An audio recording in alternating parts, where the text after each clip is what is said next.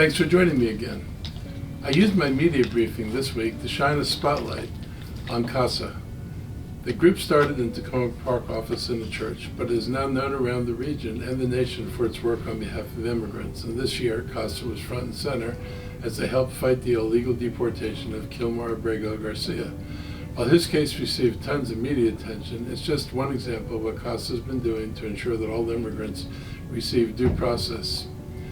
CASA is a critical partner in providing education, job training, resources, and a helping hand to all those who arrive in our community. They help families in many different ways, providing tax preparation, yes, these folks pay taxes, developing youth leadership, and assisting families through the citizenship process. Many of the clients they serve are also from African nations, so it's not just about organizations that benefit Spanish speakers.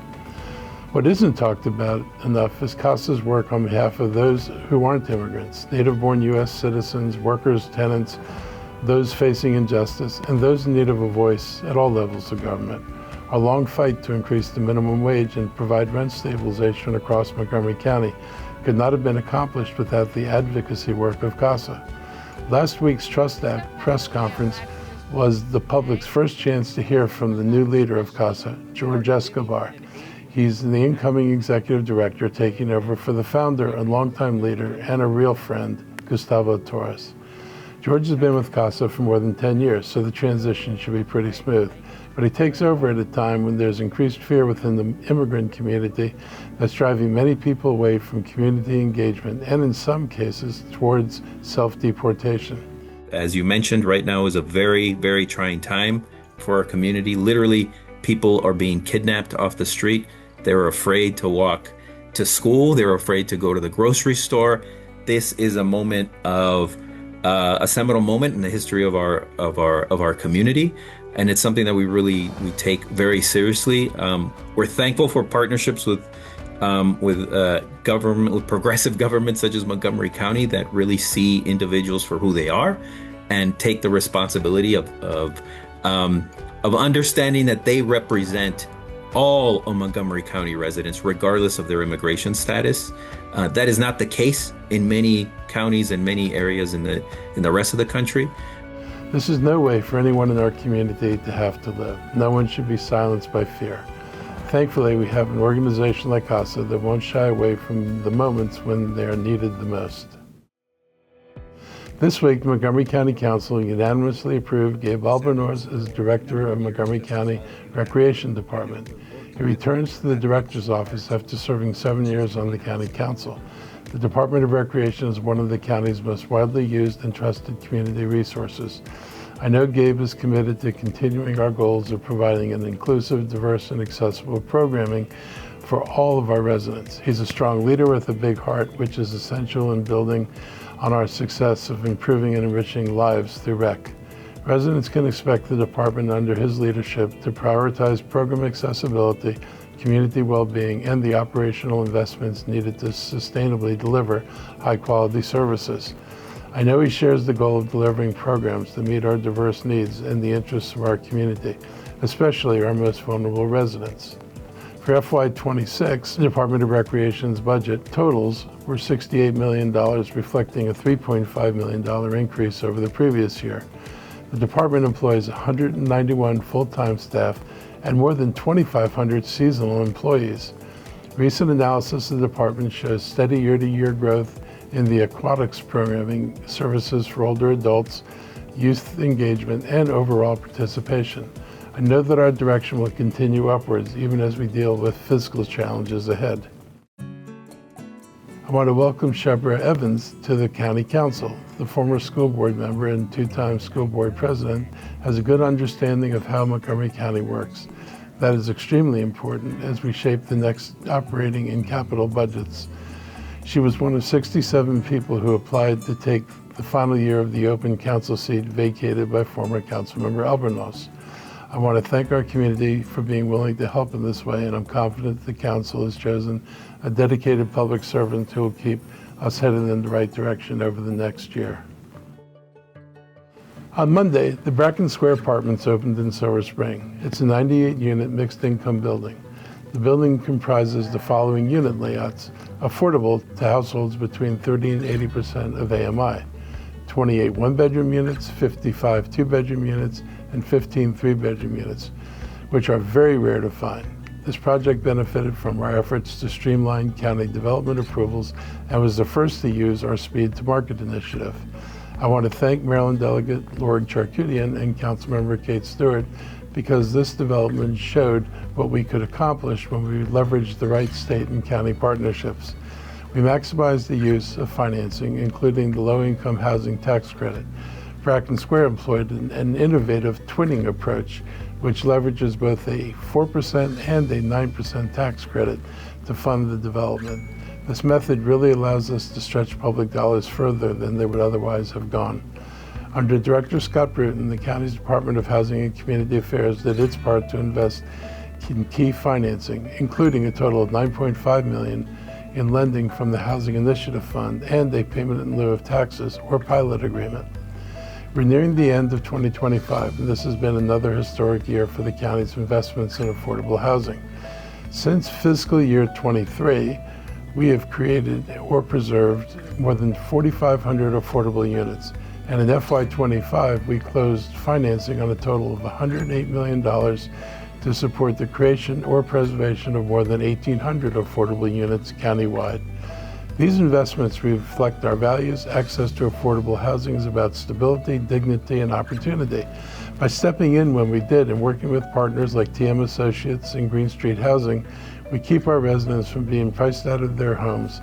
It shows we value the community that's called Montgomery County home for many years.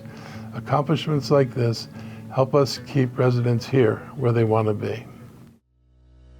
Just after the federal shutdown ended, Maryland's Attorney General Anthony Brown took action to protect thousands of people in danger of feeling the impact of severe cuts to social services.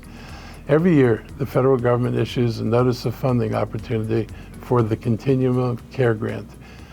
That money is routinely used by Montgomery County for permanent housing programs that keep people who've experienced homelessness from sleeping outside. In other words, losing this money means hundreds are at risk of losing their homes. Maryland's one of 21 states that filed a lawsuit to keep the funding in place. But just yesterday, the government withdrew the opportunity for funding in order to redefine the parameters of how communities qualify for the money. One thing that stood out to me from the proposals I was briefed on is how these changes would punish communities for sharing life-saving drugs like Narcan with the homeless program participants.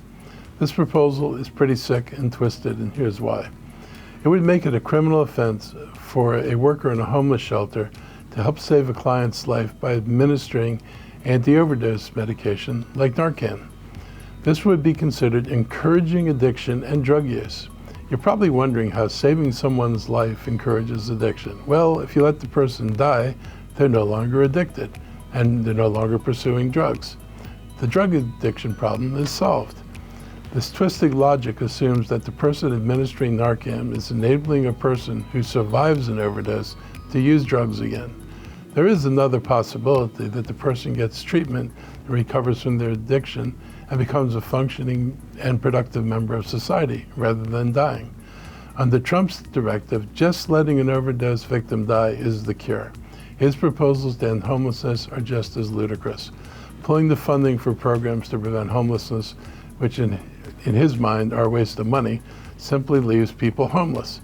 And you remember him talking about how he wanted the homeless people gone and off the streets. Apparently, he's not really serious about that. In this case, they will lose valuable resources that help people find jobs and access other support. There's no acknowledgement that people might be struggling with mental health issues that make it hard for them to work, or simply lack the skills to get a decent job that pays enough for rent. America has never had a leader so insensitive and depraved.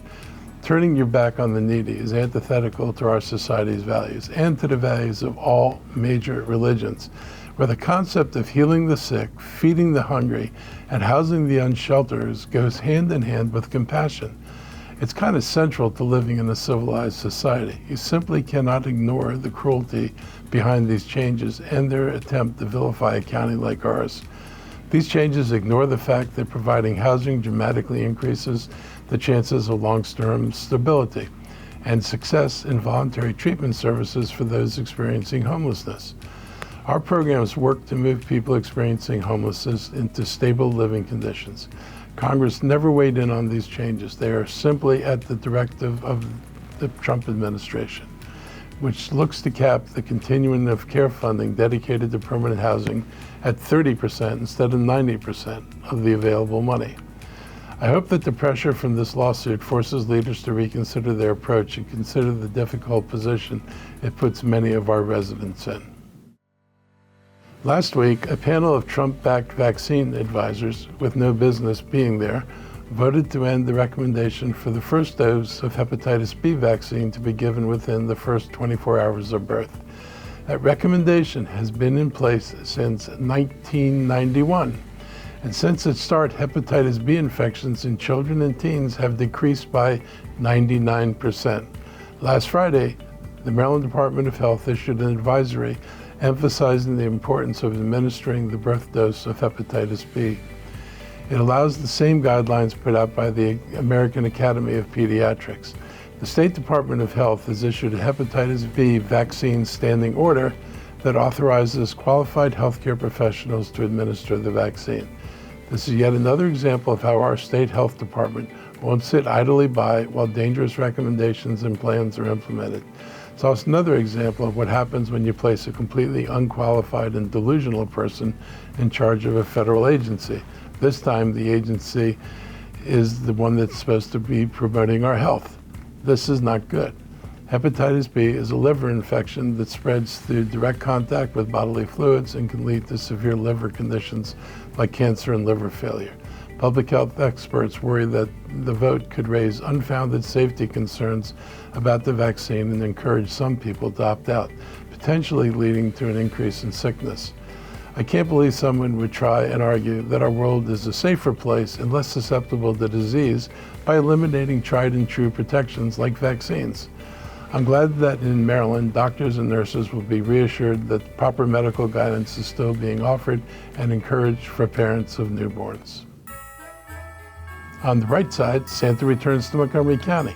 I want to thank Montgomery County law enforcement for once again having Santa back. Motorcycle police officers joined Santa for a shopping spree and tour across the county this week. The yearly ride benefits the Children's Inn, which serves hundreds of families each year who visit the National Institutes of Health for treatment as part of world-class clinical research. I'm proud of the role Montgomery County, and specifically our police department, play in making sure these children and their families do not feel forgotten over the holidays. Donation collection took Santa through Poolsville, Damascus, Olney, Cherry Hill, Gaithersburg, Rockville, and North Bethesda. Visitors got to see Santa and his reindeer brave the cold and work their way to the kids. The county's Department of Health and Human Services is behind the Holiday Giving Project and has been doing this for more than 30 years. This program has provided help to families over Thanksgiving and throughout December to help struggling households. Most of the referrals come through the public school system and the Holiday Giving Project Coalition providers. This year, we're asking the community to get more involved through the Montgomery Gives Local campaign. People in our community have been dealt many setbacks this year, including job losses and income disruptions. Our community service providers are in the same position, with fewer people able to give, but the need that they try to serve is increasing. The best way to give back to our community is by donating money directly to organizations like our local community partners. To give your time to a local community organization, please visit montgomerycountymd.gov/volunteer to search for the best ways to utilize your talents. I hope you're all hanging in there. I'll be back again next week with another update. Take care of yourselves, and hopefully it doesn't get too snowy.